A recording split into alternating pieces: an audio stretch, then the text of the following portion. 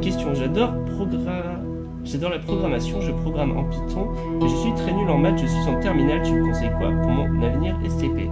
Alors si tu es pas fort en maths, préfère faire des formations en programmation qui ne font que tu n'as pas besoin de maths. Donc ça voudrait dire en gros évite tout ce qui est principalement formation longue. Si tu fais des formations courtes style BTS DUT, tu auras un tout petit peu de maths, mais je pense que c'est surmontable. Et sinon après il y a des formations qui généralement sont plutôt adaptées à ceux qui se reconvertissent, style O'Clock, le wagon, etc., qui sont des formations accélérées, qui là-dedans je suis sûr qu'il n'y a pas de maths du tout. Donc voilà, je pense que tu devrais plutôt t'orienter vers une de ces pistes-là, formation courte ou formation style, je sais pas comment on appelle ça, mais les formations bootcamp entre guillemets, ou en gros qui sont en dehors du système universitaire. Donc, soit universitaire BTS DUT, enfin maintenant c'est BUT, excuse-moi, j'ai oublié que ça changeait, soit un truc style bootcamp, O'Clock, le wagon, Webforce, etc.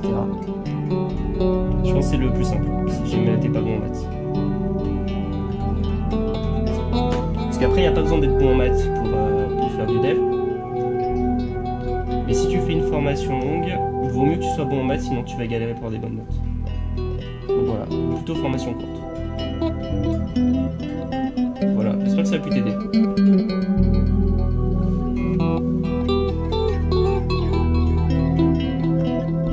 Tu vois, par exemple, moi j'étais bon en maths, mais moi quand j'étais en terminale, ce que j'ai choisi de faire, un DUT. Donc c'était en 2 ans. C'était un DUT réseau et télécommunications. Voilà. J'avais prévu de faire un DUT en plus, merci de ton conseil.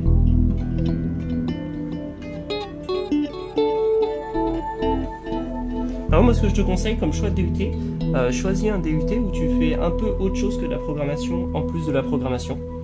Ça te permettra de, si jamais tu découvres d'autres trucs en informatique qui te plaisent, de pouvoir changer si tu as envie, tu vois. C'est le seul truc que je te conseillerais avec un DUT, je te dirais de prendre un DUT qui fait pas que de la programmation. Parce qu'autant tu vas peut-être trouver un autre truc qui te plaît à côté que peut-être tu auras envie de faire aussi, tu vois. Comme moi par exemple j'avais fait en réseau, parce que justement je savais que je voulais faire de la programmation, mais je me suis dit je vais apprendre autre chose. Comme ça au moins au cas où si je trouve un autre truc qui me plaît, peut-être ça pourrait être un moyen de changer aussi, tu vois. Puis au final, tu vois, j'ai quand même fait du dev, mais ça m'a permis d'apprendre plein de trucs qui sont mine de rien utiles en dev aussi, quoi, vu que j'ai fait du réseau.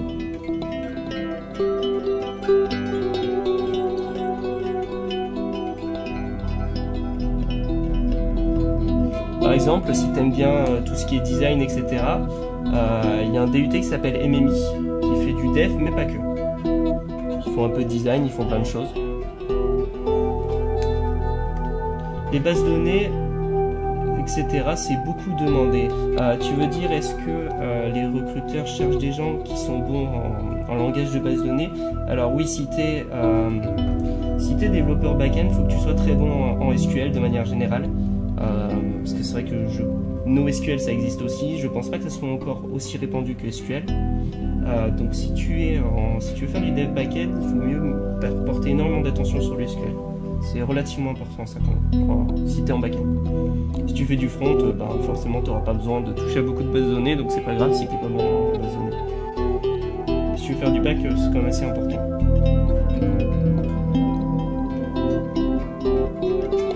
C'est pas évident le SQL parce que c'est un langage complètement différent des langages de programmation, mais parce que vu que c'est différent, c'est pas évident, tu peux moins faire de parallèles, tu vois, mais c'est important le SQL.